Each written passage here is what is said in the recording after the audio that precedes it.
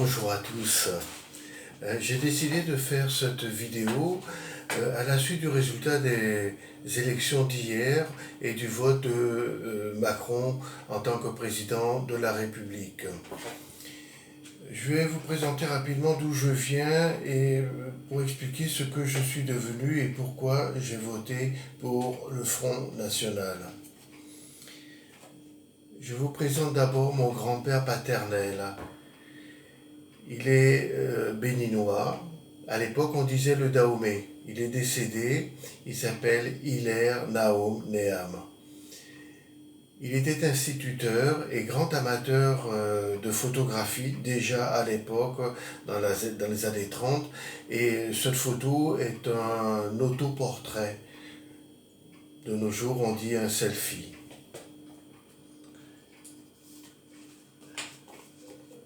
Ma grand-mère paternelle s'appelait Françoise. Elle était infirmière et la photo que je vous présente la représente en Bretagne pendant la guerre 14 où elle a exercé son métier. Ma grand-mère maternelle, que l'on voit ici aux côtés de sa propre mère, donc de mon arrière-grand-mère, s'appelait Marie-Louise Clouvet. Et elle habitait avec son mari, donc mon grand-père, à Dun-sur-Oron. Et puis l'avant-dernière photo, c'est celle de mon grand-père et moi-même. En 1956, j'avais 2 ans à peu près, et nous marchions dans une rue à Dun-sur-Oron. Dun-sur-Oron, qui est un petit village du Cher dans le centre de la France. Et puis la dernière photo que je vous présente, c'est celle de mes merveilleux parents.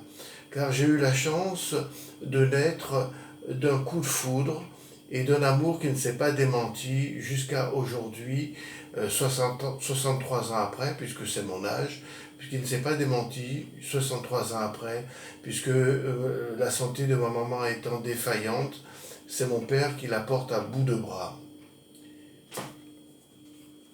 Moi, je suis né en 1954, quasiment en même temps que les institutions européennes.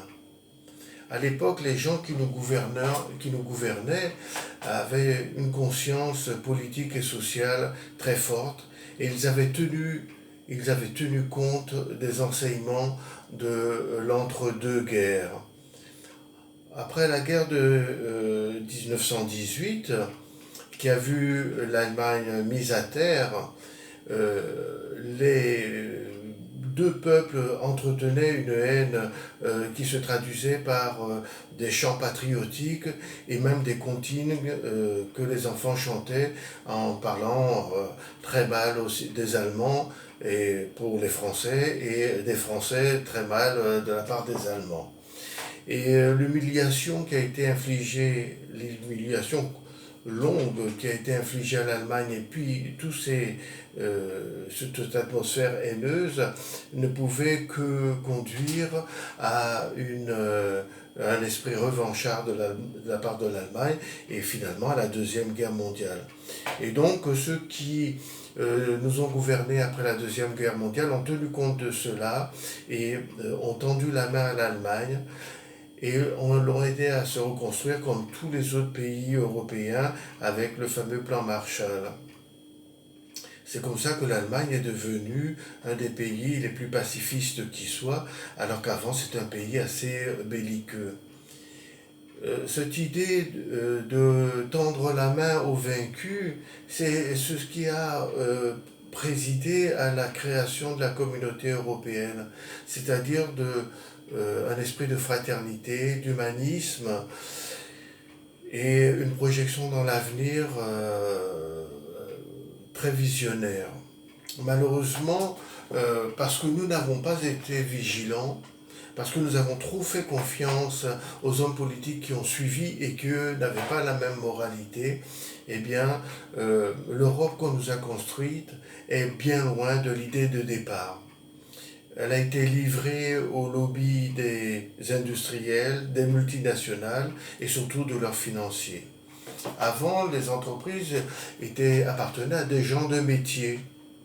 ils aimaient ce qu'ils faisaient, ils avaient le souci de la qualité et du service rendu au public. De nos jours, ce n'est plus du tout le cas. La plupart des entreprises appartiennent à des spéculateurs qui n'ont d'autre intérêt que de faire le plus gros bénéfice possible, le plus vite possible. Si bien que ces lobbies ont réussi à changer totalement la physionomie de l'Europe qu'on nous a proposée. D'une part, parce que ils ont voulu ajouter à la concurrence étrangère des pays tels que la Chine, le Pakistan, etc. Ils ont voulu ajouter à la concurrence déloyale étrangère une concurrence intracommunautaire qui a été extrêmement destructrice pour l'industrie française. Il faut savoir que l'Allemagne, par exemple, n'a de SMIC que depuis janvier 2015 et que ce SMIC est à 8,50 € de l'heure alors que le SMIC français est à 9,61 €, ce qui fait un différentiel qui n'est pas négligeable de 1,11 € de l'heure. L'ouvrier français coûte 1,11 € de l'heure plus cher qu'un ouvrier allemand, lequel n'est pas plus bête et moins consciencieux que l'ouvrier français. Et si l'on se réfère à l'actualité récente avec l'usine Whirlpool, il faut savoir qu'en Pologne, et on l'a vu à la télévision, un ouvrier qui a 12 ans d'ancienneté dans l'usine Whirlpool de Pologne gagne moins de 500 € par mois, alors que l'ouvrier français gagne 1200 € par mois au minimum. Voilà. Donc on ne peut pas demander à Whirlpool de sauver nos emplois. C'est à nous, citoyens, de sauver les emplois français et de nous protéger. Nous avons refusé à une grande majorité, lors du référendum sur la Constitution européenne, nous avons refusé ce texte qui comprenait entre autres la directive Bolkestein. Et nous n'étions pas seuls, d'autres pays l'ont refusé, je crois les Hollandais et peut-être l'Irlande aussi en plus. Et malgré tout, cette constitution européenne a été revotée par le Parlement, c'est-à-dire en outrepassant le choix des peuples, a été votée par le Parlement français grâce à l'action conjointe de M. Hollande et ses amis et de M. Sarkozy qui était au pouvoir à ce moment. Voilà.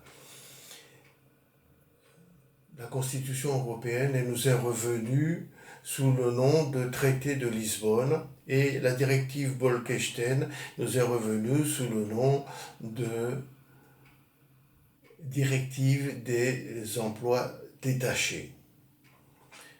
Ainsi, la démocratie a été largement bafouée par le gouvernement sortant, le précédent, et M. Macron, qui vient d'être élu président, ne peut absolument pas se défausser de cette trahison.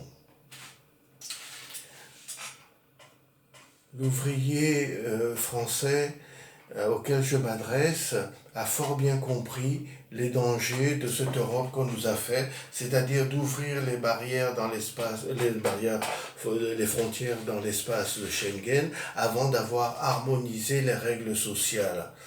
Et résultat, nous avons perdu beaucoup d'emplois parce que les sociétés qui, elles, n'ont pas vocation à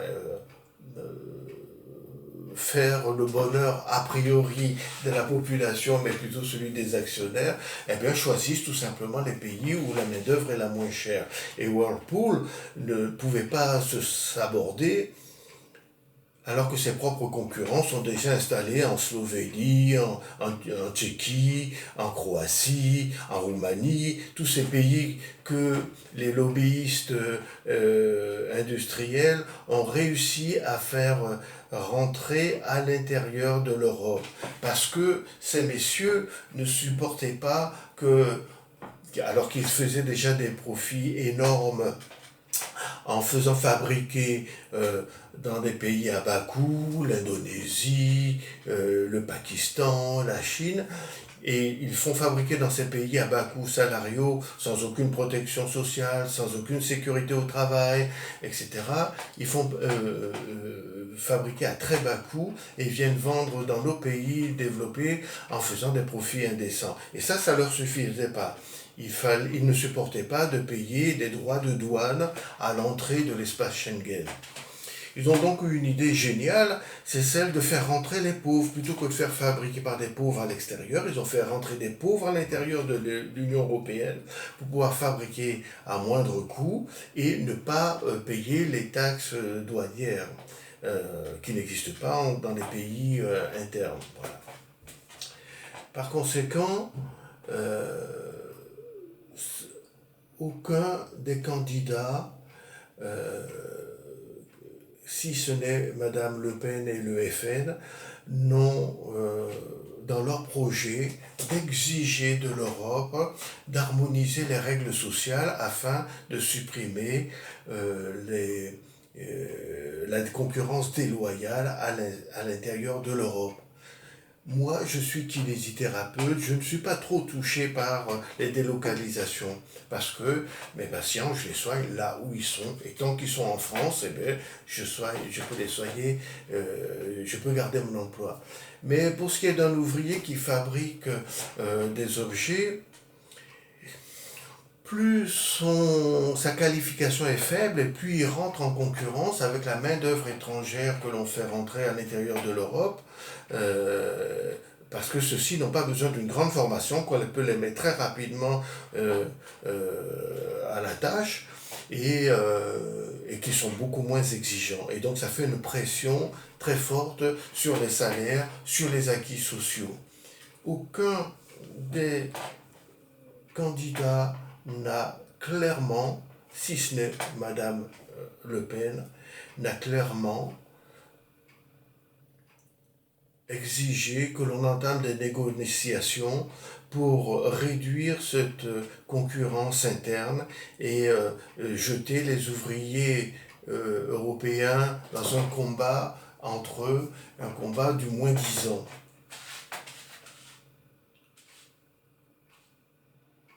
Cela nous est imposé parce que on nous propose, entre autres, de nous déplacer, si toutefois notre emploi s'en va, eh bien, d'aller s'installer en Tchéquie, d'aller s'installer dans les usines polonaises, évidemment aux conditions du pays d'accueil, et ce qui constitue une grosse perte financière d'une part, mais surtout une grosse perte humaine dans la mesure où nous ne sommes pas des pions qu'on déplace comme ça. Moi, je me sens français parce que je suis né en France et que j'ai vécu une grande partie de ma vie en France et plus exactement dans le Berry. Mon enfance a été bercée du son des cloches. Mon enfance a été bercée de ce que j'ai mangé dans le verger de mon grand-père maternel. Des cerises, des pêches, des prunes, de toutes sortes, des légumes de toutes sortes de la France. J'ai été bercé par les chansons qu'écoutaient mes grands-parents parce que j'ai vécu une grande partie chez mes grands-parents. Donc c'est vrai que j'ai apprécié, j'ai écouté quand j'étais adolescent Rina Ketty, Tino Rossi, etc. Et en même temps, j'écoutais avidement, en rentrant du lycée, SLC, salut les copains. Voilà, tout ça, ça a modelé ma chair et mon esprit. Ce que j'ai mangé, ce que j'ai respiré, ce que j'ai bu, ce que j'ai écouté, ce que j'ai vu, ce que j'ai senti. Les dictons que me disaient mes grands-parents, mes parents, et les lignes de conduite que m'ont donné mes parents, tout ça, ça a nourri mon esprit et a nourri ma manière d'être, bien au-delà de ma peau, qui est tout à fait superficielle. Ma couleur est superficielle. Je ne sais pas qui disait la couleur, c'est quelque chose qui se porte à fleur de peau. Le plus important, c'est ce qu'il y a à l'intérieur. Et moi, eh bien, ce que j'ai vécu de plus fort, je l'ai vécu en France et c'est pour ça que je me sens profondément français, même si mon aspect amène certains à me considérer comme un étranger et avoir une attitude raciste. À propos de racisme, je voudrais dire à ceux qui reprochent qu'il y ait des racistes au Front National que malheureusement, il n'en a pas le privilège. Parce que si tous les racistes étaient dans le Front National, on saurait tout de suite où et qui attaquer. Mais les autres partis ont leur part très cachée de racisme, et ou pas d'ailleurs, ou pas caché. Je vous rappelle simplement les paroles de M. Chirac à propos de l'odeur qui s'évade des appartements des étrangers. Je vous parle des multiples propos du maire de Montpellier, Fraîche, hein, à propos des Arabes. Je vous parle plus récemment, je crois que c'est Juppé qui disait, quand il y en a un, ça va, alors qu'il venait de croiser un militant originaire d'ailleurs, il a dit quand il y en a un, quand il y en a un ça va, mais quand il y en a beaucoup, c'est là que ça va pas. Et donc, bien que ce personne qui venait de le saluer et qui était militant de son parti et donc essayait de participer activement à la vie politique de la France, eh bien il était considéré comme indésirable pour ainsi dire. Donc malheureusement, la bêtise comme le racisme est largement distribuée dans tous les partis et ça a été d'une manière de combattre le Front National que de laisser croire que seul le Front National